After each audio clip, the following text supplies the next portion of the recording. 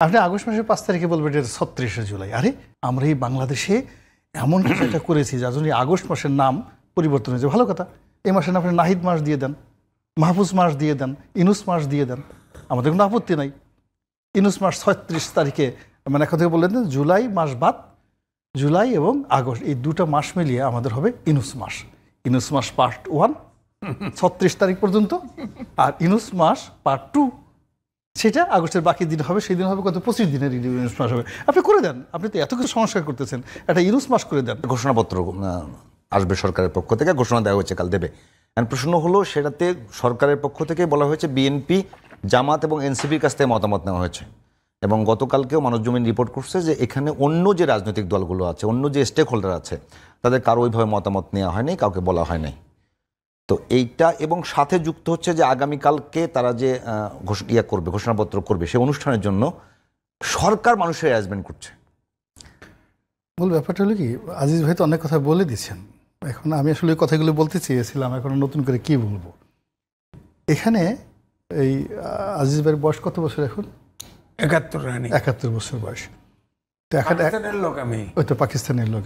এখন মূল ব্যাপারটা হলো যে নিজের চোখে দেখছি, আপনারা কইলে বিশ্বাস করবো না। আমরাও দেখছি বেশি ডিফারেন্স কম দেখছি, এখন কম দেখছি, বাট মনে আছে সবকিছু। তারা যুদ্ধ করছে, আমরা হয়তো যুদ্ধ করতে পারিনি। তো এখন দেখেন, সে কথা বলতে গিয়ে সে এখন এই সময়ের সবচেয়ে জনপ্রিয় টক শো এর লোক। আমিও একসময় জনপ্রিয় ছিলাম, কিন্তু সে এখনো জনপ্রিয় না, কিন্তু সে যেভাবে টু দি পয়েন্টে খোঁচা দিয়ে কথা বলে, তো ওইভাবে আমি পারি না, লোকজন আমাকে বলে যে আপনি এত কৌশলে কথাবার্তা বলেন, দেখেন তো আমাদের আজিজ স্যার কত সুন্দর করে টু দি পয়েন্টে, যারে প্যারাক ঢুকানো দরকার ঠিকমতো প্যারাক ঢুকে দেয়, যাকে সুই ঢুকানো দরকার এমনভাবে খুঁচাইতে থাকে, ওর আব্বা আব্বা করে ডাকা ছাড়া কোনো উপায় নাই। তো আমি আসলে ওইভাবে পারি না। এই কারণে আজিজ ভাই বুড়া মানুষ, তার কয়দিন বাঁচবে কিভাবে তার তো চিন্তা নাই, আজরাইলের সাথে তার কি যোগাযোগ আছে নাই। কিন্তু আমার তো এখনো সামনে, উনার চেয়ে আমি 11 বছরের ছোট, 11 বছরের ছোট, সেই হিসাবে তো আমার তো এখনো অনেকদিন বাঁচার শখ। এই জন্য আমি আসলে ওনার মতো তো ঝামেলায় যেতে চাই না। যদি ওনার মতো আমার বয়স হতো, আমি ওনার মতোই এইভাবে বলতাম। আজকের যে বিষয়টা হলো যে এই যে ঘোষণাপত্র যা কিছু হচ্ছে, এটা কেন জানি আমার মধ্যে কোনো আবেগ তৈরি করছে না, আমার মেজাজ গরম হয়ে যাচ্ছে। মানে এই যে একটা ঘোষণাপত্র দেওয়া হচ্ছে, কি হচ্ছে, একটা জিনিস সোজা বাংলায় বুঝেন, বৈশাখ মাসে কালবৈশাখী হয়, জ্যৈষ্ঠ মাসে যদি কোনো ঝড় হয়, সেটাকে কেউ কালবৈশাখী বলবে না। এরকম রাম ছাগল বাংলাদেশে একজনও আছে বলেন তো, যে বৈশাখ মাসে একটা ঝড় আসছে, এটাকে কেউ কালবৈশাখী বলবে। এখন আপনি জুলাই সনদ ঘোষণা করবেন, এটা আগস্ট মাসে কেন? আপনি আগস্ট মাসের 5 তারিখে বলবেন এটা 36শে জুলাই। আরে যেখানে সেই রোমান সম্রাট অগাস্টাস সিজার, সে কত আগে এই আগস্ট মাসটা প্রতিষ্ঠিত করে গেছে। পৃথিবীর কত রাজা আসলো, কত বাদশাহ আসলো, কত সম্রাট আসলো, মহাজন আসলো, এই 2000 বছরে বসে 2000 বছর ধরে এই আগস্ট মাসকে পরিবর্তন করতে পারলো না। আর সেই আগস্ট মাসের 5 তারিখে আপনি বলে দিলেন 36শে জুলাই। আপনি কি জুলিয়াস সিজারের আব্বা হয়ে গেছেন? আপনি কি অগাস্টাস সিজারের দাদা হয়ে গেছেন? জুলিয়াস সিজারের ছিল অগাস্টাস সিজারের নানা। তো আপনি কি এত বড় হয়ে গেছেন বাংলাদেশে? আপনি এত বড় কুতুব, এত বড় আবদাল, এত বড় সৈয়দ, একই অবস্থা। আপনি একটা পুরো 2000 বছরের সাহিত্য, সংস্কৃতি, কৃষ্টি, কালচার, ল অ্যান্ড অর্ডারকে আপনি এটা বলে দিলেন না, আমরা এই বাংলাদেশে এমন কিছু একটা করেছি যার জন্য আগস্ট মাসের নাম পরিবর্তন হয়েছে। ভালো কথা, এই মাসের নাম আপনি নাহিদ মাস দিয়ে দেন, মাহফুজ মাস দিয়ে দেন, ইনুস মাস দিয়ে দেন, আমাদের কোনো আপত্তি নাই। ইনুস মাস 36 তারিখে, মানে এখন থেকে বললেন জুলাই মাস বাদ, জুলাই এবং আগস্ট এই দুটো মাস মিলিয়ে আমাদের হবে ইনুস মাস।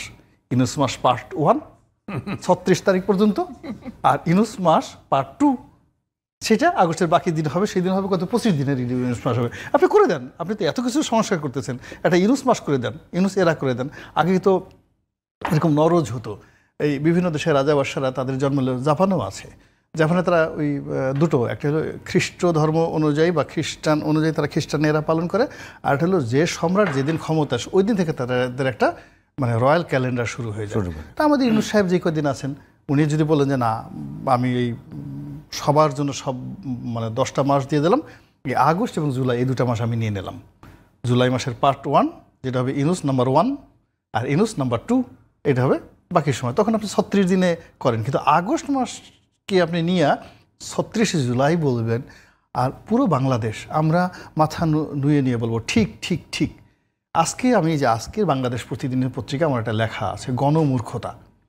মানে মানুষকে যখন আপনি ভয় দেখান, লোভ দেখান, প্রলোভন দেখান, অনেক মানুষ দেখবেন যে বয়স্ক মানুষ ওই খুব মিষ্টি পছন্দ করতো যৌবনে, কিন্তু ডায়াবেটিস, মরে যায় ডায়াবেটিস। ছোটো পোলাপানে এসে দাদা মিষ্টি খাওয়া, দাদা মিষ্টি খাওয়া, তো বুড়া দেখবেন যে সে পোলাপানের মতো আচরণ শুরু করে, সে মিষ্টি নিয়ে বাচ্চা দৌড়ায় আর সে এই বুড়া মানুষ তার পিছিয়ে পিছিয়ে দৌড়ায়। তো এই যে লোভ একটা মানুষকে কি করে দেয়, এখন এই যে আমাদেরকে লোভ দেখানো হচ্ছে, আমাদেরকে ভয় দেখানো হচ্ছে, প্রলোভন দেখানো হচ্ছে, এগুলো দেখিয়ে পুরো জাতিটাকে একটা মূর্খ বানিয়ে ফেলা হচ্ছে, অশিক্ষিত বানিয়ে ফেলা হচ্ছে। আমরা যেন কোনো কিছু বুঝি না। এই এতকাল মানে আমি masters of law from Dhaka university থেকে লতে মাস্টার্স করে একটা ছেলে, আমাকে যদি এখন শিখতে হয় যে সংবিধান কি, এবং এদের কাছ থেকে আলী রিয়াজের কাছ থেকে সংবিধান আমাকে শিখতে হবে, ডক্টর মোহাম্মদ ইউনূসের কাছে সংবিধান শিখতে হবে, এই এখন এদের যারা নামও আমার বলতে ইচ্ছা করে না তাদের কাছ থেকে। আমার এই ক্ষুদ্র জীবন, আমি ওনার মতো না, আমি ন্যাশনাল পলিটিক্সে এমপি নমিনেশন চাওয়া পাওয়া থেকে শুরু করে কতগুলো ইলেকশন করলাম, ঢাকা সিটি কর্পোরেশন ইলেকশন করেছি। তো ইলেকশন এগুলো করার পরে এখন কীভাবে ইলেকশন হবে সেটা আমার শিখতে হবে বদিউল আলম মজুমদারের কাছ থেকে, যে এখন পর্যন্ত ইলেকশন ভালো মতো আমার সাথে যদি খালি আমার নির্বাচনী এলাকায় 2 দিন ঘুরে নিয়ে আসি, ও লোক পাগল হয়ে যাবে, ঢাকা শহরে থাকবে না, তারপরের দিন বলবে তাতে আমাকে একটা তাবিজ দাও। এটা কি খুবই জরুরি যে নির্বাচন নিয়ে কাজ করার জন্য নির্বাচন করতে হবে? অবশ্যই নির্বাচন নিয়ে কাজ করার জন্য না, আপনি যদি একাডেমিক কোনো কাজ করেন, একাডেমিক কাজ করার জন্য কি মানে একাডেমিক বাস্তব মাঠের অভিজ্ঞতা খুব জরুরি মনে হয়? খুবই জরুরি, ভীষণ রকম জরুরি। একাডেমিক মানে আপনার যে কোনো একাডেমিক, আপনি একটা জিনিস চিন্তা করেন তো, একটা সময় মনের ঋষিরা পাহাড়ে চলে যেত প্র্যাকটিক্যাল এক্সপিরিয়েন্সের জন্য। এই যে বড় বড় রাজা বাদশা, তাদেরকে নির্দিষ্ট একটা সময় শৈশবের মরুভূমিতে কাটাতে হতো আরব দেশের। কেন? ওয়াই? অনেক মানে অভিজ্ঞতা অর্জন, অনেক মাকে, অনেক মানে রাজপুত্রদেরকে, যারা রাজপুত্র তাদেরকে একটা চিন্তা করেন তো, কেন মাতৃদুগ্ধ খেতে দেওয়া হতো না, তাদেরকে কেন ধাত্রীর দুগ্ধ খেতে দেওয়া হতো? ওয়াই? কেন কঙ্কবেন 800 বছর আপনার এই বদিউল আলম মজুমদারকে জিজ্ঞেস করেন এই অনুষ্ঠানের মাধ্যমে, কি মাস তাকে বলতে হবে। আচ্ছা এসে বলেন তো, 800 বছর অটোম্যানরা সারা দুনিয়া চালালো, এই অটোম্যান বাদশারা কেন নিয়ম করলো যে রাজা দাসীদেরকে বিয়ে করবে, সে কোনো অভিজাত পরিবার থেকে বিয়ে করবে না? হোয়াই? পৃথিবীর যে প্রথম তারা যে মানে আর্মি করলো, রেগুলার আর্মি করলো, সেই মানে এর মধ্যে বেতনভোগ আর্মি তাদের মানে জেনেসারি বাহিনী। পৃথিবীতে আর কেউ কখনো এরকম জেনেসারিদের মতো বাহিনী করেনি। 800 বছর সেই জেনেসারি বাহিনীরা কীভাবে হলো? What is the difference between Janissary বাহিনী এবং বাংলাদেশ মিলিটারি? এটা আপনি বই পুস্তক দিয়ে হবে না। ওই জেনেসারি পৃথিবীতে এক জায়গাতেই হয়েছে, এই জন্য ওখানে যেতে হবে যে ওখানকার ভৌগোলিক অবস্থার কারণে ওই জেনেসারিরা কেন সেখানে হয়েছে। আমাদের যে ইলেকশন, আমাদের ইলেকশন ভারতের ইলেকশনের সাথে মিলবে না, আমাদের ইলেকশন আমেরিকার ইলেকশনের সাথে মিলবে না, ইংল্যান্ডের ইলেকশনের সাথে মিলবে না। বাংলাদেশের ট্রেডিশন অনুযায়ী আমাদের ইলেকশন। এখন সেই ইলেকশনে যদি আপনার মাঠের অভিজ্ঞতা না থাকে, আপনি সুঙ্গা না ফুকান, বুড়ি না খান, পান জর্দা বিতরণ না করেন, এলাকাতে অমুক ভাইয়ের তমুক দল এগুলো নেখান, পিছন থেকে আপনাকে একদল ধাওয়া দিচ্ছে, আপনি প্রাণ ভয়ে দৌড়াচ্ছেন, এই অভিজ্ঞতা না থাকলে আপনি বই পুস্তক পড়ে, জর্জ ওয়াশিংটনের বই পড়ে, রুশো ভলতিয়ারের বই পড়ে আপনি বাংলাদেশের ইলেকশন সম্পর্কে কিছু করতে পারবেন না।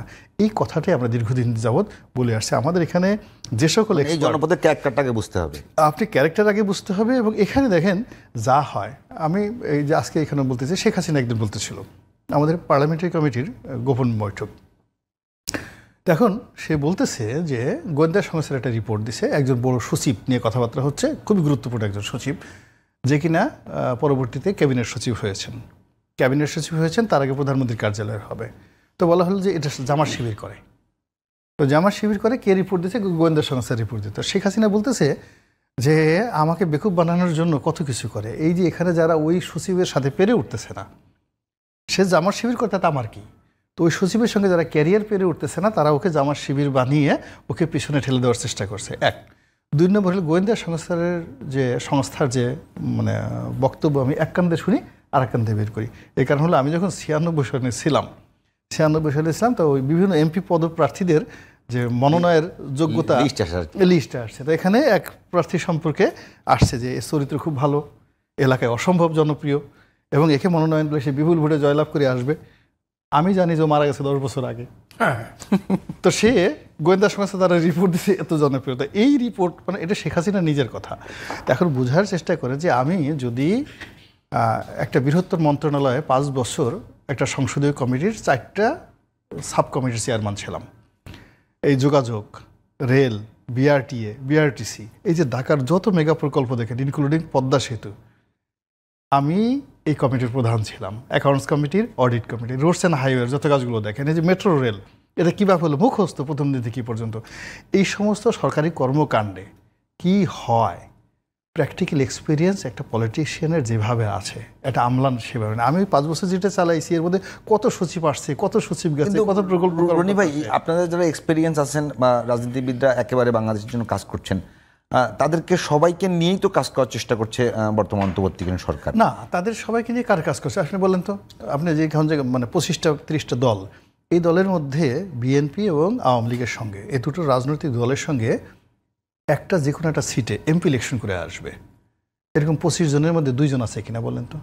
আপনি জামাত যদি ভালো মতো ইলেকশন হয়, বিএনপি এবং আওয়ামী লীগ আসে সর্বোচ্চ 4 থেকে 5টা সিট পাবে ফেয়ার ইলেকশন এলে, নট মোর দ্যান দ্যাট। আর আপনি এখন জামাতের আমিরকে বানাচ্ছেন দ্বিতীয় রাষ্ট্রের পিতা, উনি কালকে একটা টকশো দিকে বলছে এলো হবে জাতির পিতা। জামাতের আমির যেখানে যাচ্ছে সেখানে গোলাপ ফুল ফুটে যাচ্ছে, সে যেখানে যাচ্ছে সেখানে মানে গুনগুনিয়ে কোকিল ডাকছে, সে যেখানে যাচ্ছে সেখানে তারেক রহমান সাহেবের কোনো নামগন্ধ নেই। এবং এই যে যে জিনিসগুলো হচ্ছে, বিএনপির মধ্যে একটা বড় দলকে জামাতের চেয়ারের নিচে ঢুকে দেওয়া হচ্ছে। তো it's not the politics. Salauddin সাহেবের মতো একটা লোক, সে কতটা কাঙাল হলে নাহিদের কাছে গিয়ে দাঁড়ায় থাকে হ্যান্ডশেক করার জন্য।